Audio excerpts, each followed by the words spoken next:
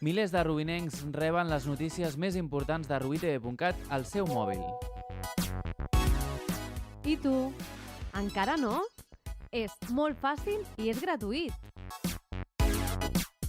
Apunta't ara!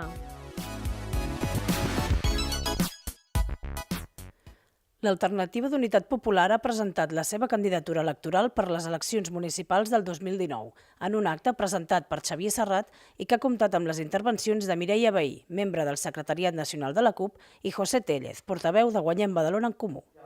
El nostre municipalisme és el municipalisme de la transformació i aquí hem après de moltíssima gent, entre d'altres de les estimades amigues kurdes, aquesta gent que està donant la seva vida a l'altra punta del món perquè no entri el feixisme.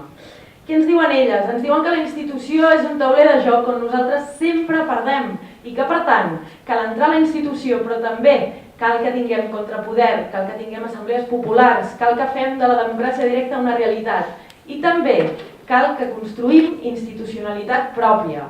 El municipalisme, les eleccions que venen al maig són claus perquè el municipalisme sempre ha sigut el motor de tots els canvis profunds i socials que hi ha hagut en aquest país i que tenim un programa i que podem demostrar que es poden canviar certes dinàmiques des de les institucions, des de les alcaldies.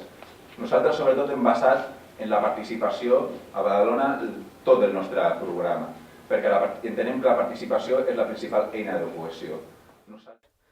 Jordi Montant, en nom de l'actual grup municipal i dels exregidors de les formacions que donen suport a la UP, ha valorat l'experiència institucional i ha encoratjat el futur equip de l'Alternativa.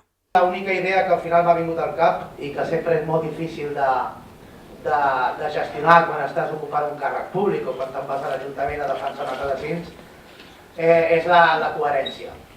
Vull dir, al final podem parlar de moltíssims conceptes, però quan et trobes allà segurament la coherència és el que et fa viure el dia a dia i gestionar les teves pròpies contradiccions i poder intentar transmetre el millor possible.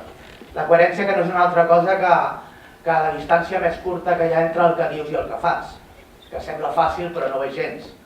Després dels parlaments, els 25 membres de la llista han anat pujant a l'escenari un per un i els 10 primers han explicat algunes de les propostes destacades del seu pla de treball, relatives a l'habitatge, la municipalització de serveis, les polítiques feministes, la cura del medi ambient o el disseny d'un urbanisme que posi les persones al centre. El tancament de l'acte ha estat a càrrec de Betlem Cañizar, que serà la cap de llista de la UP a les properes eleccions municipals. Com la UP, Rubí també necessita que el construïm entre tots i totes. L'hem de construir de forma cohesionada, desmarcada d'aquests interessos que diem de les grans corporacions que només busquen el seu benefici propi o de línies que ens marquen partits des d'allà dalt i lluny, sense estar arrelats en allò local. I fem-ho sempre amb l'objectiu de minar, a poc i dia a dia, l'exclusió i les violències quotidianes. Fem una política que depassi organitzacions i institucions, i que miri cap a totes nosaltres i construeixi des de nosaltres. I per tant, perquè totes som política municipal, fem-nos la nostra.